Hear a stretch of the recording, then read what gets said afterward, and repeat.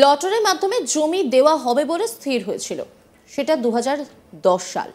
দরখাস্ত করে নাকি 20,000 টাকা করে দিয়েও ছিলেন অনেকে।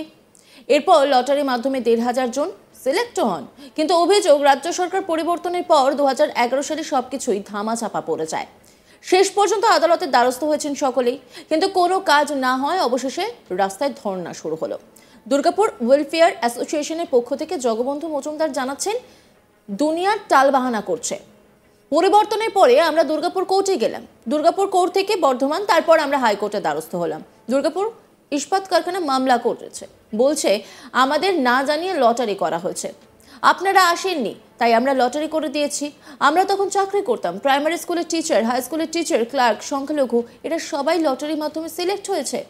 এরা কারোরই কথা শুনছে না, টালবাহানা করছে, অথচ ভিতরে ভিতরে আমি দেখতে পাচ্ছি জমি বেরিয়ে যাচ্ছে। আমরা চিটার হয়েছি।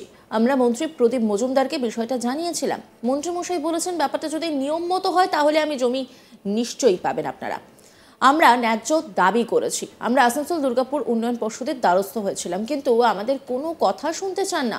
অনেকদিন ধরে টালবাহানা চলছে, তাই আমরা ধর্নায় বসেছি। কি বলছেন জগবন্ধু মজুমদার, শোনাব আপনাদের। আমরা দরখাস্ত করেছিলাম এবং আমরা টাকাও 20,000 টাকা জমা দিয়েছিলাম। দিয়ে সিউনি হয়ে লটারি হয়েছিল, সেই লটারিতে সবাই পায়নি, আমরা কিছু কিছু লোক পেয়েছিলাম। পাওয়ার পর থেকে জমি আর দিচ্ছে না, টাল বাহানা করতে আমাদের সরকার এসে গেল। দেওয়ার পর সব উল্টোপাল্টা কথা বলছে যে আমরা করতাম কিন্তু আমরা কোর্টে গেলাম। কোর্টে আমাদের দুর্গাপুর থেকে বর্ধমান গেলাম, বর্ধমান থেকে হাইকোর্ট গেলাম।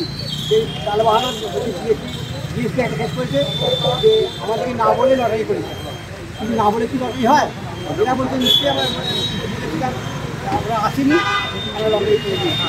যাই হোক, আমরা তখন চাকরি করতাম, শিক্ষকরা পেয়েছে, তারপরে high school teacher, primary school teacher, clerk বা সংখ্যালঘু সবাই পেয়েছে, ব্যাংক আছে,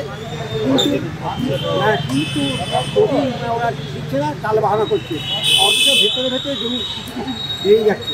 কি মনে হয় আপনারা কি চিটেড হয়েছেন? আমরা চিটারি হয়েছি। হ্যাঁ, আমাদের মন্ত্রী সাহেবকেও বলা হয়েছিল ব্যাপারটা, মন্ত্রী সাহেবকেও ব্যাপারটা বলেছিলেন। আমাদের যারা সভাপতি আছে বলেছিলেন, কিন্তু মন্ত্রী মশাই বলছে, কোন মন্ত্রী? প্রদীপ মজুমদার, উনি বললেন যে চেষ্টা করে দেখছি, ব্যাপারটা যদি নিয়ম মতো হয় নিশ্চয়ই পাবে। আপনি সম্পর্কে কে হন? সম্পর্কে আমার দাদা হয়, জাতীয় দাদা। কতজন আছেন? আমরা প্রায় ফ্যামিলি 1,000 লোক আছি।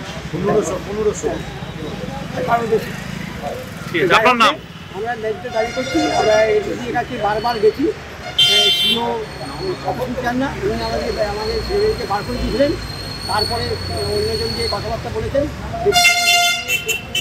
টালবাহানা হয়ে গেছে, দিয়েছেন, জানি না কে থাকবেন না থাকবেন। এই গোটা বিষয়টি নিয়ে একটি রিপোর্ট তুলে ধরেছেন আমার কলিগ অনিল গিরি, দেখাবো আপনাদের।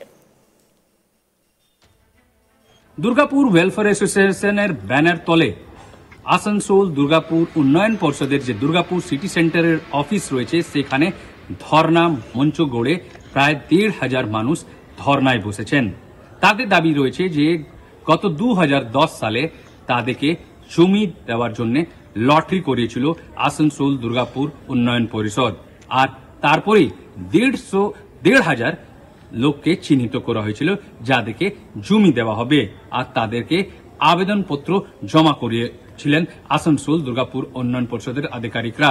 আর তাদের প্রত্যেক কাছেই যে বলা হচ্ছে যে 20,000 টাকা করে নেওয়া হয়েছিল এই জমির জন্য প্রাথমিকভাবে, কিন্তু প্রায় 15 বছর পেরিয়ে গেছে, কিন্তু এখন পর্যন্ত তাদেরকে জমি দেওয়া হয়নি।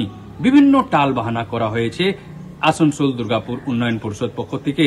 আসানসোল দুর্গাপুর উন্নয়ন পরিষদ পক্ষ থেকে এই নিয়ে জানা হলে তারা কোনো স্পষ্ট মন্তব্য করতে চাননি, কিন্তু দুর্গাপুর ওয়েলফেয়ার অ্যাসোসিয়েশনের যে সদস্যরা রয়েছেন তারা বলছেন যে 2010 সালে যাদের নিজের জমি ছিল না তাদের জন্য আসানসোল দুর্গাপুর উন্নয়ন পরিষদ জমি দেওয়ার জন্য লটারি করিয়েছিল, আর তার মাধ্যমে 1,500 লোককে চিহ্নিত করা হয়েছিল।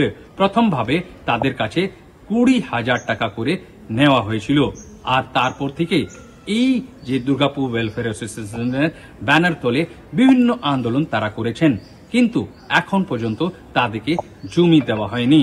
আর এবার জমি পাওয়ার উদ্দেশ্যেই এবার আসানসোল দুর্গাপুর উন্নয়ন পর্ষদের যে দুর্গাপুর সিটি সেন্টার অফিসে রয়েছে এইরকম প্রায় 1,500 লোক ধর্ণা মঞ্চ করে বসে গিয়েছেন। তাদের যে ডিমান্ড রয়েছে, যে বিভিন্ন টালবাহানা করা হচ্ছে, এইসব টালবাহানাকে সরিয়ে তাদেরকে যে জমি দেওয়ার কথা ছিল সেটা দেওয়ার ব্যবস্থা করা হোক। আর না তো তারা এর নিয়ে আরো বৃহত্তম আন্দোলন নামতে বাধ্য হবেন। তারা এটাও জানাচ্ছেন যে এটা নিয়ে তারা কোর্টের দ্বারস্থ হয়েছিলেন। প্রথমে দুর্গাপুর কোর্ট গিয়েছিলেন, তারপর বর্ধমান কোর্ট গিয়েছিলেন, আর এখন এই পুরো মামলাটি কলকাতা হাইকোর্টও পেন্ডিং রয়েছে। এখন দেখার বিষয় রয়েছে যে এই যে জমি দেওয়ার যে ব্যাপারটা রয়েছে সেটা কখন দেওয়া হবে, এটাই দেখার বিষয়। কিন্তু তারা দ্বারস্থ হয়েছিলেন যে এখানকার যে স্থানীয় বিধায়ক আর রাজ্যের যে মন্ত্রী রয়েছেন প্রদীপ মজুমদার কাছেও। প্রদীপ মজুমদার কাছে তারা যে এই যে আবেদনকারীরা বলছেন যে তারা ওইখানে গিয়েছিলেন, মন্ত্রী জানিয়েছেন যে লিগালি যেটা ব্যবস্থা করা হবে, লিগালি যদি এটা সম্ভব রয়েছে অবশ্যই করা হবে। কিন্তু যে আন্দোলনকারীদের একটা প্রশ্ন রয়েছে, তারা কতদিন এটা নিয়ে ওয়েট করবেন, কেন কি প্রায় 15 বছর এটা নিয়ে পুরো পেরিয়ে গেছে। আর যে আবেদনকারীদের মধ্যে রয়েছেন তারা এখন রিটায়ার্ড রয়েছেন, তারা রেন্টেড বাড়িতে থাকতে বিবস্ত্র রয়েছেন। আর তারা দাবি করছেন যে যেহেতু দুর্গাপুর যে আসানসোল দুর্গাপুর উন্নয়ন পর্ষদ রয়েছে তারা বলেছিলেন যে এইখানে এরকম লোক যারা নিজের জমি নেই তাদেরকে জমি দেওয়া হবে, আর তার জন্য তাদেরকে 20,000 টাকা প্রথম দফায় নেওয়া হয়েছিল, তাদেরকে জমির ব্যবস্থা করুক আসানসোল দুর্গাপুর উন্নয়ন পর্ষদ। কিন্তু এখন দেখার বিষয় রয়েছে কি এই যে আন্দোলনকারীদের যে ডিমান্ড রয়েছে এটা কখন পূর্ণ হবে, সেটাই দেখার বিষয়।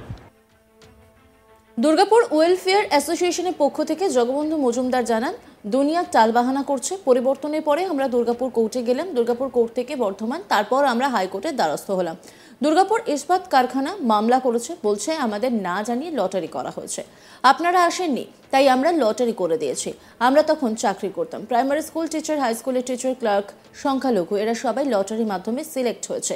এরা কারোর কথা শুনছে না, টালবাহানা করছে, অথচ ভিতরে ভিতরে জমি বেরিয়ে যাচ্ছে। আমরা চিটের হয়েছি। আমরা মন্ত্রী প্রদীপ মজুমদারকে বিষয়টা জানিয়েছিলাম।